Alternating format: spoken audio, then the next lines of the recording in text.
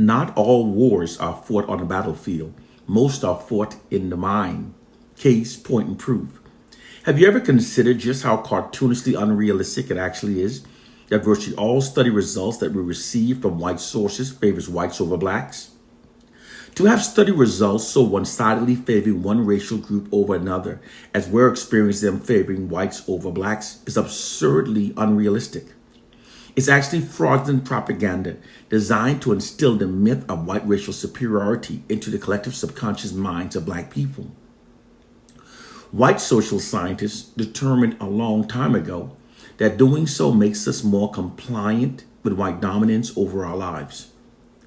While black people studied our Bibles, believing that it contained the true words of God that will protect us, white oppressive forces studied instead how to manipulate the collective minds of the black population to think in ways benefiting the white society.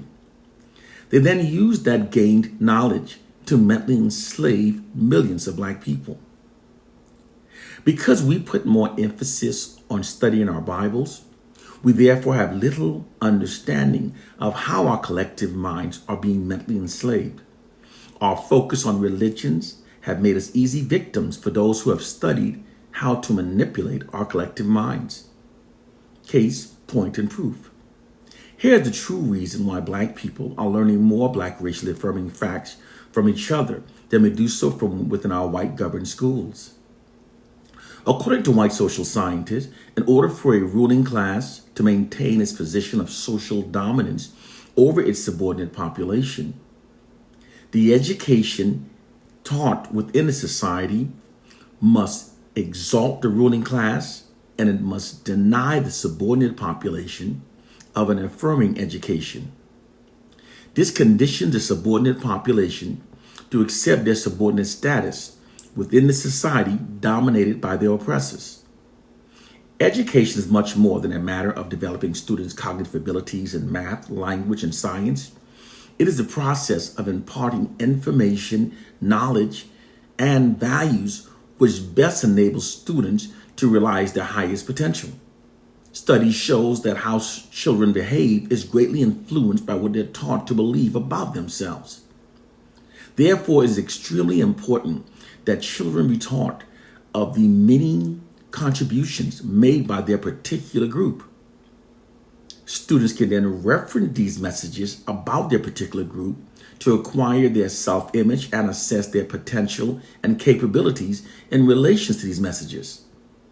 Therefore, an educational setting that properly nurtures the aspiration and potential of a child is one that includes the many contributions made by the child's particular race or group.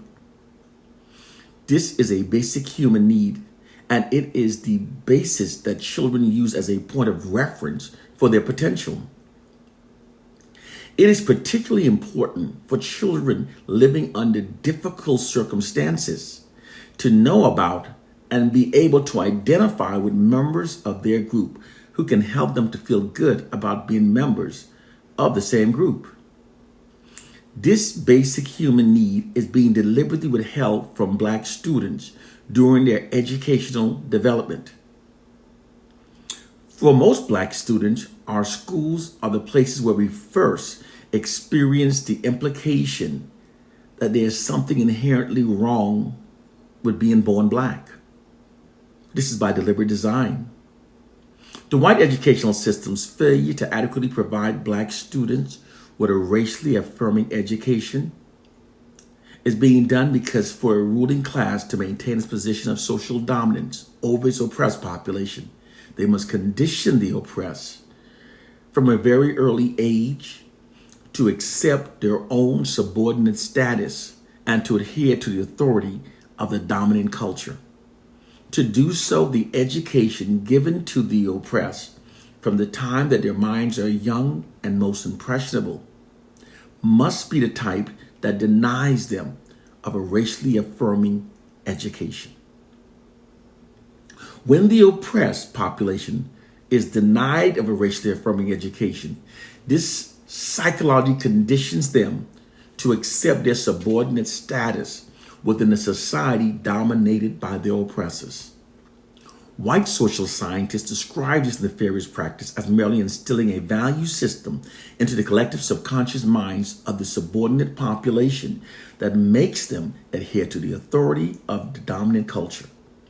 This black racially devaluing programming is then reinforced throughout our entire lives through unrelenting white media subliminal programming that keeps us believing only the fraudulent worst about ourselves.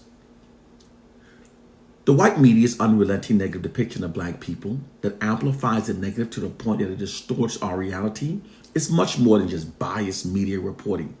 It is actually a black racially demoralizing divide and rule psychological warfare campaign. Demoralized divide and rule is the method of maintaining control over a targeted population through constant and unrelenting demoralization in order to create self-hate and division between them. This is the warfare tactic that white oppressive forces presently deploys against the black population. Moreover, it is so obvious that it's only by not critically thinking that it cannot be seen. For when critically thinking, it becomes clear to see just how cartoonishly unrealistic it actually is. That virtually all information that black people receives about ourselves from the white society are consistently negative and black racially demoralizing. This cartoonishly unrealistic scenario exists for us because it's fraudulent propaganda. White social scientists determined a long time ago that by perpetually negatively distorting virtually everything that black people believe about ourselves collectively, they could demoralize us, they could divide us, create black self-loathing, and shift black collective aggressions away from the white society and redirect it against our own people. It also attacks the core foundation of what bonds us as a people, and we can then be ruled over forever. This is our reality we must wake up to. This black racially demoralizing propaganda is deployed like a massive media marketing campaign that constantly subjects black people to receiving only the fraudulent and worst narratives about ourselves.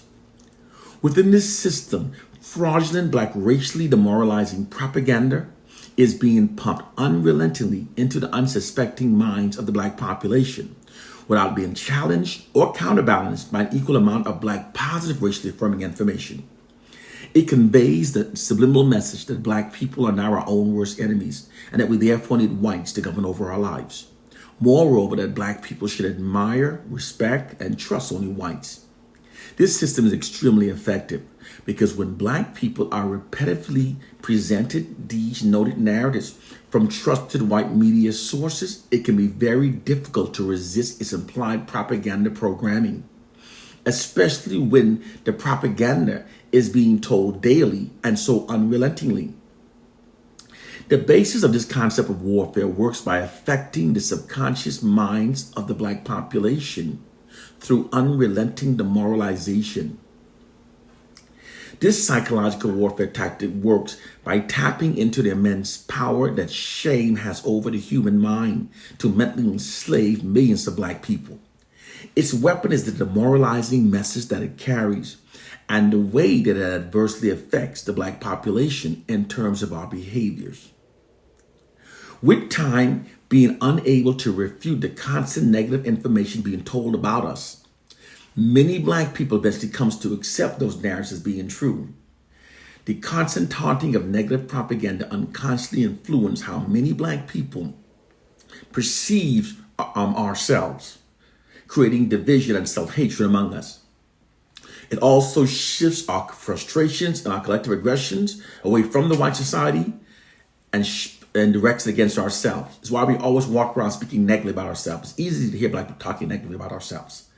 This is all possible because people are like computers. All you have to do is keep giving them certain information every so often, and you can persuade an entire generation towards an applied objective. It doesn't matter if the information presented is untrue. Most black people will act upon it because they've all been given the same disinformation about themselves. Through the skillful, sustained use of miseducation and media subliminal programming, White oppressive forces have created a psychological prison for the minds of black people. Those of us who do not critically think are the ones that becomes mentally enslaved while never noticing our mental change.